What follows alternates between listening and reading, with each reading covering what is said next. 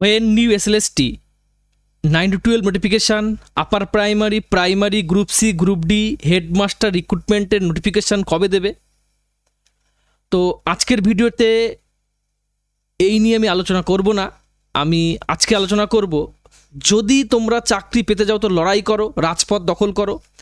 3 September বাংলার বঞ্চিত ছাত্র সমাজ, যোগ্য ছাত্র সমাজ যে আন্দোলনের ডাক দিয়েছে, 3 সেপ্টেম্বর শিয়ালদা সকাল 11টায় জমায়েত।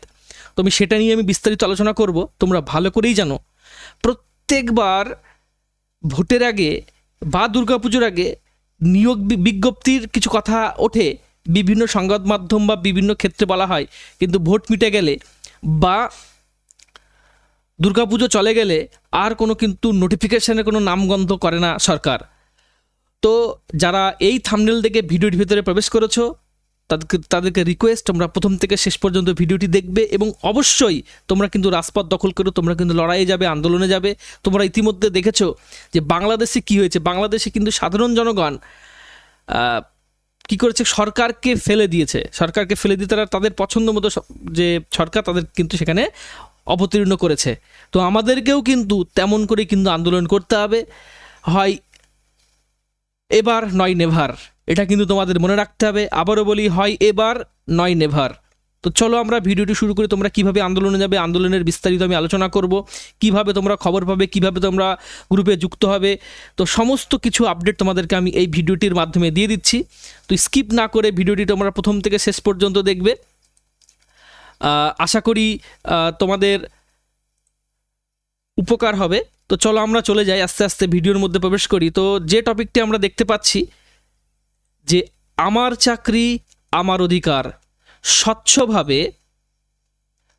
স্বচ্ছভাবে এসএসসি, এসএলএসটি, গ্রুপ সি, রাজ্য group D, PSC, primary, police, panchayat সবাই একসাথে কিন্তু এই আন্দোলনে নামার অঙ্গীকার করেছে।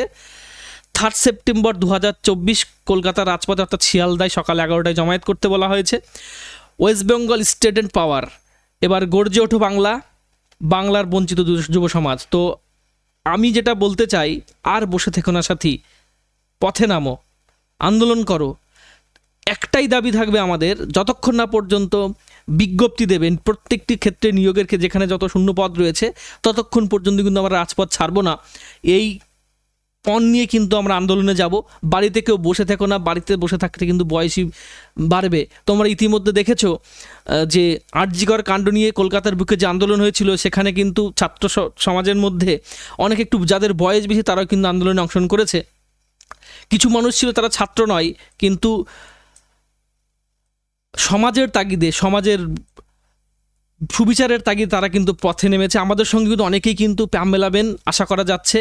এবং বিশেষত একটা কথা বলবো, যারা বলছেন বুড়ো ছাত্র কোথায়, একটা কথা বলি, 10 বছর 12 বছর ধরে পশ্চিমবঙ্গে কোনো নিয়োগ পরীক্ষা নেই, তো তারা চাকরির পরীক্ষায় নিয়োগ না পেলে তারা বুড়ো হবে না তো বাচ্চা হবে?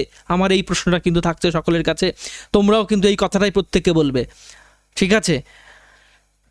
আর যারা মোমবাতি মিছিল করে সমস্ত কিছু, আমি দেখলাম ঋত্বিক চক্রবর্তী যে একজন বিখ্যাত অভিনেতা, তিনিও কিন্তু এই কথা, আরও অনেকে এই কথা বলেছেন, তাদের উত্তর আমি ভিডিওর মাধ্যমে দিতে চাই।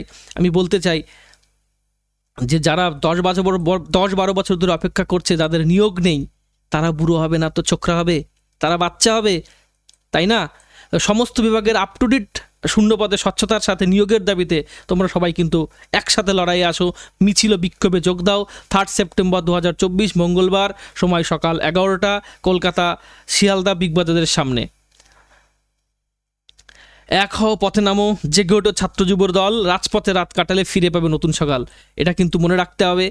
হকের দাবি ছিনিয়ে নিতে বাংলার বঞ্চিত ছাত্র সমাজের ডাকে আমাদেরকে আন্দোলনে যেতেই হবে। নির্বাচনে 10 লক্ষ শূন্যপদ আছে, আর ভোট মিটে গেলে বাপি বাড়ি যা। এইভাবে আর কতদিন?